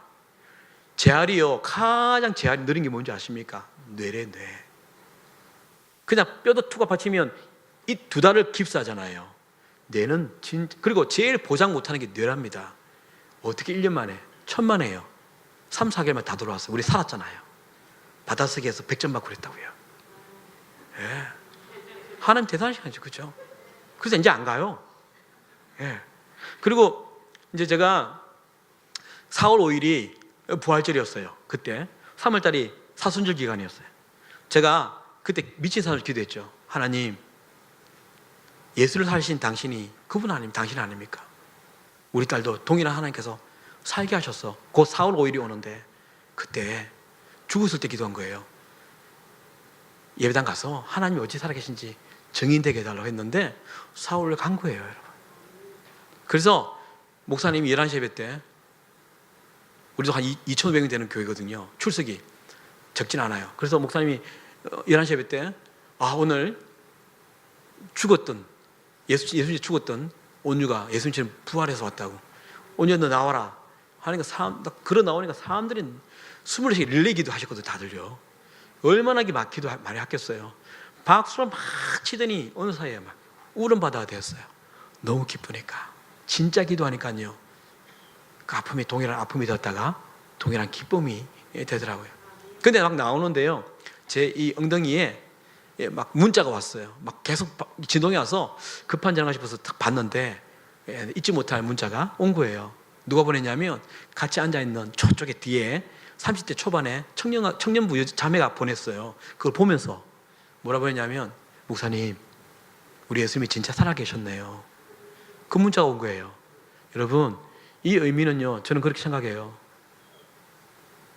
온유가 쩌벅쩌벅 나올 때 그때 처음 한 거예요. 그전에는 예수님이 진짜인지 가짜인지 그냥 교회다 다녀보니까 익숙해졌어. 마음 편했어. 그냥 종교 활동을 하는 사람이야. 그러나 하나님이, 예수님이 진짜 리얼하게 맛을 못 봤기 때문에 우리는 예배당 떠나면 세상에 묻혀서 세상이 우선되어서 돈이 더 피부에 와닿기 때문에 그것 때문에 살지 않는가. 여러분, 10명의 처녀의 비유 아십니까? 성경에는요 10명의 처녀가 나와요. 그렇죠? 누구를 기다리냐면 신부의 덜러리라고 하거든요. 그 덜러리 모두가 신랑 예수를 기다렸어요. 그런데 예수님이 오셨을 때 몇 명이 그 혼인잔치 가는 거 아시죠? 5명만 갔어요. 5명 못 가고 이를 갈며 문을 두드려서 끝나는 거예요. 보세요. 그 10명이 다 예수와 상관 있는 사람들, 예수 안 믿는 사람이 아니에요, 여러분. 그런데 5명만 이미 가이드를 주셨는데, 성령이라는 매뉴얼을 주셨는데 그거 읽지 않고 하나님 뜻 분별하지 않다가 좁은 길 부인하다가 한날 주님 만날 때, 제가 왜 오늘 강하게 이야기를 하십니까? 여러분, 보험에 든 사람들 살지 말라고요. 제가 오늘도 새로 오신 분 계시잖아요. 제 동서가요, 지난 1월 1일에요 이제 가족 모임이 있었어요. 근데 1일날 안 와. 그래서 전화를 했더니 장례식이 있대요. 뭐 1월부터 장례식이 있냐고 물었더니 자기 왜 집사님이 남편이 죽었대요. 근데 어떤 일이 있었냐면요, 이 부인이요, 집사님이 그렇게 남편을 기도했대요. 그래서 12월 초에 내가 내년에 새 마음으로 교회 갈게 약속했는데 12월 31일 날 심장마비로 인생이 이렇다. 다음에 믿지. 여러분, 살면서 다음에 잘하지. 지금 내가 세상 사는 게 너무 급해요. 하나님, 요거 좀 풀어주면. 여러분, 인생은요, 하나님 부르면 가는 게 인생이더라고요. 제 딸 8살 아닙니까? 죽은 거 상관없는 나이 아닙니까, 여러분? 적어도 90년은 더 살 나이 아닙니까? 근데 하나님 콜하니까 가더라고요.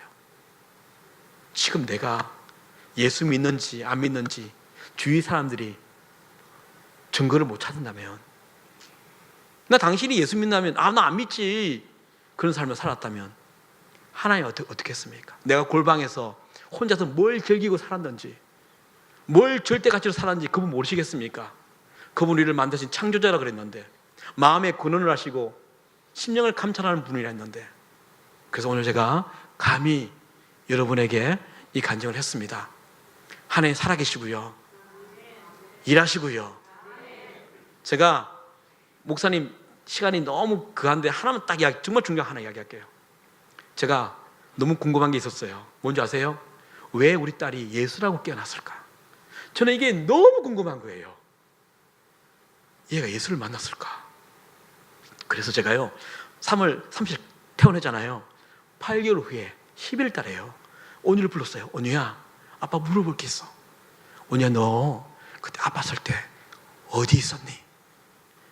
묻자마자 얘가요 와 하고 막 대수통곡을 하는 거예요. 제가 트라우마를 끄집어낸 거예요. 잊혀져가는 그 아픔을 내 욕심 때문에 끄집어낸 거예요. 생각이 나니까 막 우는 거예요. 제가 온유야 미안해 아빠 잘못해서 절대 말 안 할게. 그때 얘기 안 할게. 용서를 구하고 아내에게도 용서를 구했어요. 여보 내가 미안해. 그래서 우리가 어떻게 약속했냐면 아내랑 얘가 커서 자기 입으로 말하기 전에는 묻지 말자 이렇게 됐거든요. 그런데 재작년에 어떤 일이 아십니까? 저희 장인어른의 기일이었습니다. 기일에서 이제 추도 예배 드리러 가는 길에 우리 막내가 소아우울증을 앓던 그 막내가 엄마에 물은 거예요. 엄마는 할아버지가 하나님 앞에 간 거 어떻게 알아? 물었대요. 하나님 갔다 그러니까. 그래서 이게 하다가 얘가 말이 어떻게 했냐면 그럼 엄마는 하나님의 음성을 들어봤어? 이렇게 물었대요. 그래서 아내는 평이하게 말했대요. 그럼 들어봤지. 어떻게? 그러니까 이렇게 말했대요. 성경에 보면 하나님 말씀하시고 목사님 설교할 때 하나님 대신 말씀하시지. 그랬더니 얘가 그거 말고 지금 우리처럼 이렇게 대화하는 대화 말이야. 진짜 음성이 있잖아요. 이거 물은 거예요. 그래서 온유가요 제일 가에 타고 있었잖아요. 걔가 밖에 보고 있다가 이 이야기를 들은 거예요. 그러더니 하나님 어떻게 알아? 해서 하고 나니까요 온유가 싹 돌더니 세비다 하나님의 음성은 크고 굵어. 아니 깜짝 놀란 거예요. 온유야 너 하나님의 음성 들어봤어? 언제? 내가 울고 있을 때, 죽음 안에 있을 때 하나님 내게 왔어. 온유야 내가 너 살려줄 거야 그랬대요. 제가 사역 마치고 그 이야기 들었거든요. 아내한테요. 그걸 듣고는 펑펑 울었어요. 왠지 아세요?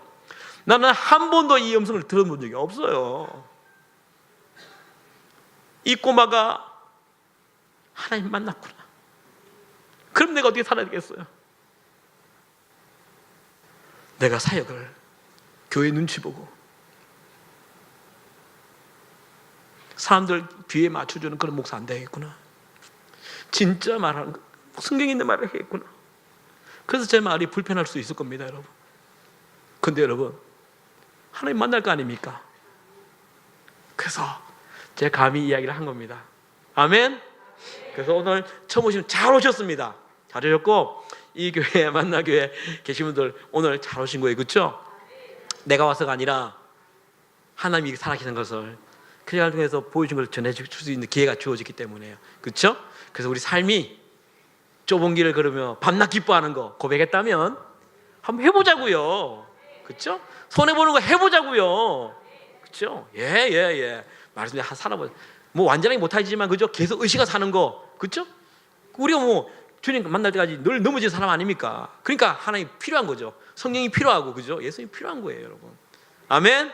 그래서 제가 이야기했고요. 노래 하나 하고 마치겠습니다. 두 곡 하고 마치겠습니다.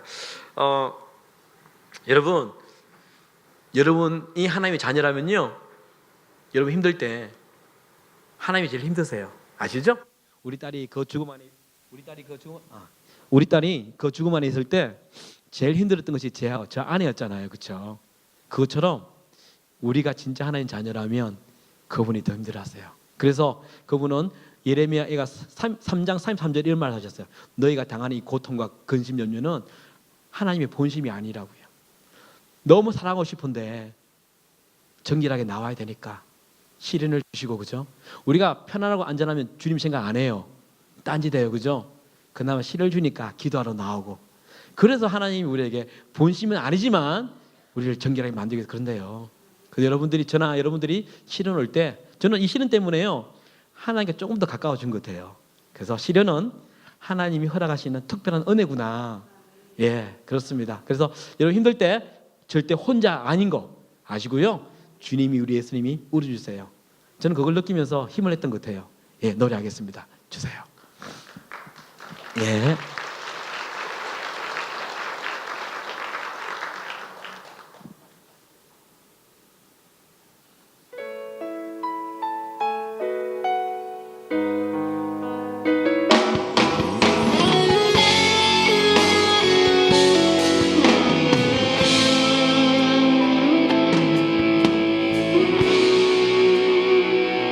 조금만 더 키워주세요, 이 말을. 생명과 바꾼 주의 사랑을 잊지 않게 하소서. 나를 위해 흘렸던 주의 눈물 잊지 않게 하소서. 주의 긍휼과 주의 선하심 내가 묵상하오니 내 영혼 위에 베푸신 주의 은혜 잊지 않게 하소서.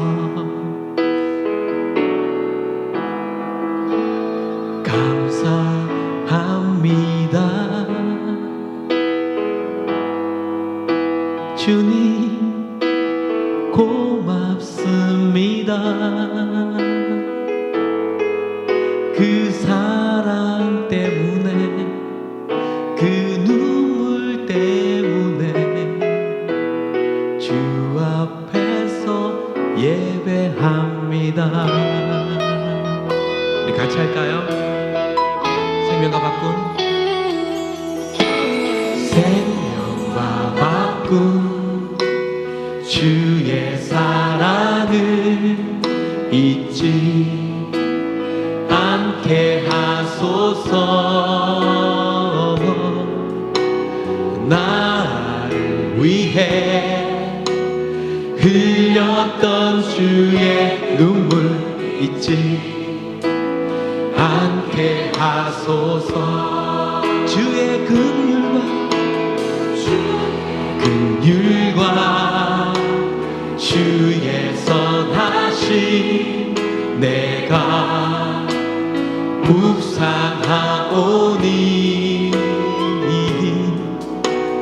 내 영혼 위에 베푸신 주의 은혜 잊지 않게 하소서.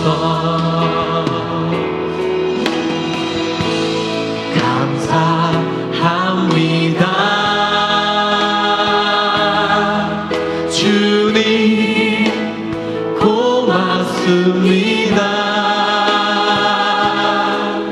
그 사랑 때문에, 그 눈물 때문에 주 앞에서 예배합니다.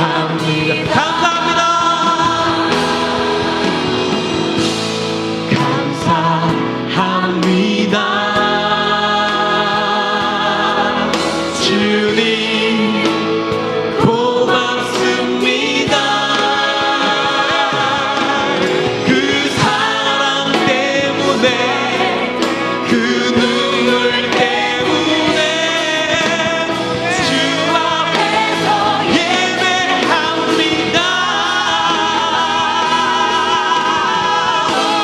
감사합니다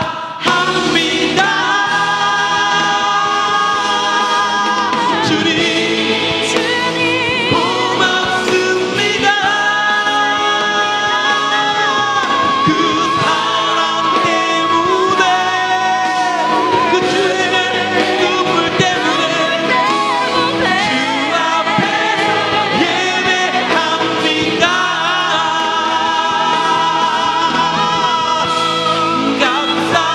감사합니다 주님, 고맙습니다.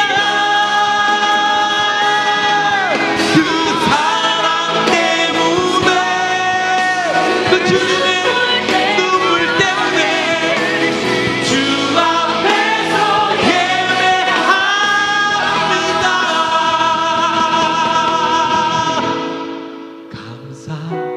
감사합니다. 아멘. 주님, 고맙습니다. 그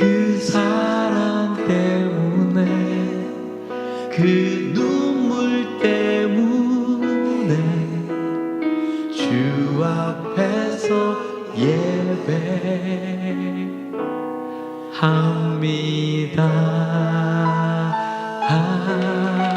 우리 주님께요. 할렐루야! 주님 고맙습니다. 주님 감사합니다. 우! 할렐루야! 아멘, 아멘, 아멘. 시간이 좀 지났는데 한 가지만 더 짧게 노래해야 될까요? 예, 목사님 괜찮을까요? 감사합니다. 예, 집은 제가 제일 멀긴 해요. 여러분, 제가 9시 예배 때는 아는 건데요. 제가 우리 딸이 죽음만에 들어가고 난 다음에 5일 만에 집을 갔어요. 아파트를 갔는데 문을 딱 여니까요, 저 베란다에 우리 온유가 타던 자전거가 비스듬히 이렇게 누워 있더라고요. 그래서 앞에 갔어요. 가서 제가 털썩 주저앉았어요. 그 자전거를 끌어안고 막 펑펑펑 울었어요. 왜냐하면 이제 이 자전거의 주인이 없겠구나. 사실 제 마음은 하나님 일하시라 생각했지만 제 생각은요, 죽었구나 생각했거든요. 그래서 첫 번째 이유는 이 자전거의 주인이 없겠구나. 둘째는 뭐냐면 우리 딸이 늘 제가 사회 갔다 오면 아빠 자전거 타러 가. 저는 그 피곤하다는 그 이유로요 늘 미뤘어요. 다음에 한번 어째 나가잖아요. 그러면 춥지 않니? 덥지 않니? 배 안 고프니? 꼬셔가지고 내 좀 편하려고. 근데 그게 얼마나 우리 딸에게 미안하고, 내가 내 자신을 막 머리를 치면서 이 병신아, 네가 아빠냐? 그렇게 제가 후회만큼 울었어요. 왜냐하면 저는 이런 일이 제한테 올 줄 몰랐거든요. 오더라고요. 그래서 제가 한 가지 기도했어요. 하나님, 우리 딸 다시 이 자전거 타게 해달라고. 그거밖에 없었어요. 기도가 뭐예요? 일상을 달라고. 그런데 많은 분들이 일상을 어떻게 생각하는지 아십니까? 죽지 못해 살아. 전혀 소망이 없고 뼈 빠지기 일을 해도 진짜는 이 삶이 죽지 못해 살아가는 분이 많이 계시더라고요. 여러분, 아니에요. 여러분 전화할 때 그러잖아요. 여보세요? 그러면 별일 없어? 그러잖아요. 그죠? 그럼 답 어떻게 해요? 별일 없지? 하면 끝나요. 틀렸어요. 왜 별일이 없어요, 여러분? 저는 그 이유로는요, 별일이 왜 별일 있지? 그러고 다 말해요. 순간순간 저는 일기를 줬거든요. 왜냐하면 예레미야 애가 3장 22, 23절에 이런 말씀이 있잖아요. 여호와의 인자하심과 긍휼하심이 무궁하심으로 우리가 진멸되지 아니하나이다. 그것들이 아침마다 새로우니 주의 성실하심이 크시도소이다. 하나님이 매일 일하시는데 왜 별일이 없습니까? 제가 왜 별일 없는 이유를 가르칠까요? 제가 우리 온유 앞에서요, 제가 그랬어요. 눈 뜨고 있잖아요. 숨 쉬잖아요. 제가 그랬어요. 온유야, 너 눈 뜨고 있잖아. 숨 쉬잖아. 나 아빠 거짓말 하는 거지. 왜 모른 척하니? 온유야, 아빠가 네 눈앞에 있잖아. 제가 미친 듯이 이야기했었어요. 그때요, 처음 들어갔을 때. 근데요, 그때 깨달은 게 뭔지 아십니까? 하나님이 매일 우리에게 하는 말이구나. 누구야? 내가 여기 있잖아. 내가 있잖아. 근데 우리가 왜 못 보는 줄 아세요? 온유가 내가 죽어 있으니까, 내 영이 죽어 있으니까. 눈은 떠서 일하러 가고 돈 벌고 하는데 하나님을 향한 마음이, 이 생각이 굳어버려서 하나님 말을 해도 그 못 듣는 것이 내 모습이었구나 그러더라고요. 지금은 깨어나니까요. 제가 아침에 그랬거든요. 우리 딸이 숨 쉬는 것도 얼마나 감사한 줄 아세요? 그럼요. 그렇게 보게 되면요, 이미 주어진 은혜를 찾게 되더라고요. 저는 여러분들이 이 귀한 교회에서 좋은 목자와 함께 예배하는 거 얼마나 감사한 줄 아세요? 우리 목사님이 그죠? 좋은 양들과 함께 한다는 것이 얼마나 감사한 일입니까? 한번 으쌰으쌰 해보자고요. 그래서 주어진 은혜보다는요, 늘 은혜를 발견하는 여러분 되셔가지고, 예, 우리 딸이, 우리 자녀가 살아있어 감사합니다. 예, 아무 사고 없이 감사합니다. 오늘도 수많은 사건 사고가 일어나지 않습니까? 그렇죠? 그 사람들 신발을 신고 아침을 나갈 때 생각했겠습니까? 이 날이 마지막이라고. 하나님의 인자하심과 긍휼하심이 있기 때문에 오늘도 하루 살아내는 거예요. 아멘. 그래서 그 감사하는 우리가 되길 바랍니다. 마지막 노래하고 저는 마쳐 있고요. 제가 오늘 책이 몇 권 없는데요, 꼭 사서 주위에 전달. 제가 뭐 보는 이게 아닙니다. 제가 순간순간 하나님 어떻게 일하시는지 적어놨거든요. 그래서 전도용으로 쓰시면 좋겠어요. 하나님 진짜 살아계시다는 거 전해주시면 좋겠습니다. 아멘. 자, 예, 노래 주세요. 갈게요.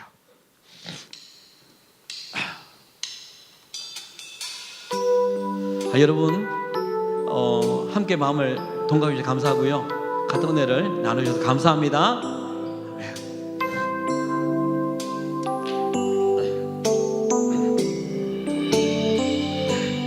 은혜로다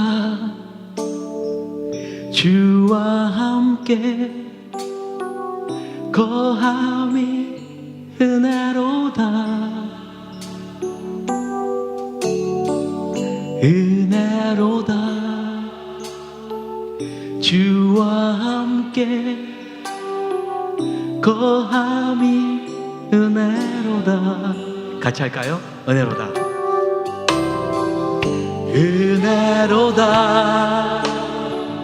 주와 함께 거함이 은혜로다 은혜로다 주와 함께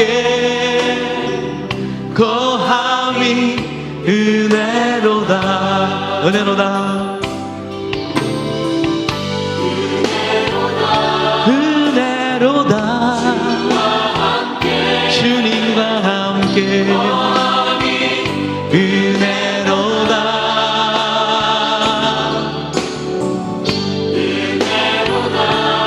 은혜로다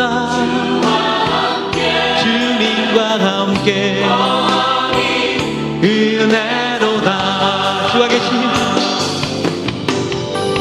주가 계신 지성 속에서 주를 찬송함이 내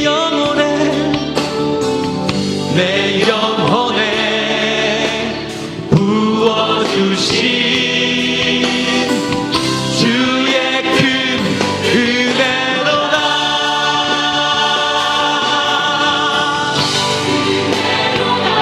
은혜로다 주님과 함께 은혜로다 아멘 은혜로다 주와 함께 거함이 은혜로다 아멘 아멘 하나님 이곳에 모인 모든 회중에게 하나님의 은혜가 어떤 것인지 새롭게 깨달을 수 있는 발견하는 귀한 시간이 되게 해주십시오. 특별히 오늘 처음 나오신 분에게 하나님 다가가셔서 이분들의 마음을 만져주시고 안아주시고 하나님 당기셔서 이분들의 주인과 아버지가 되어주십시오. 아멘. 주가 계신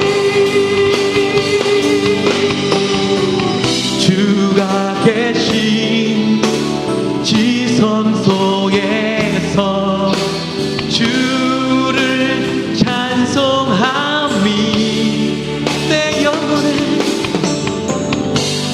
영혼에 부어주신 주의 큰 은혜로다 은혜로다 주와 함께 거함이 은혜로다 은혜로다 주와 함께 거함이 은혜로다 여러분만 고백할게요. 크게 여러분만 아멘 주와 함께 아멘 거함이 은혜로다 아멘 아멘 아멘 은혜로다 주와 함께 거함 한 번 더 크게 고백합니다. 은혜로다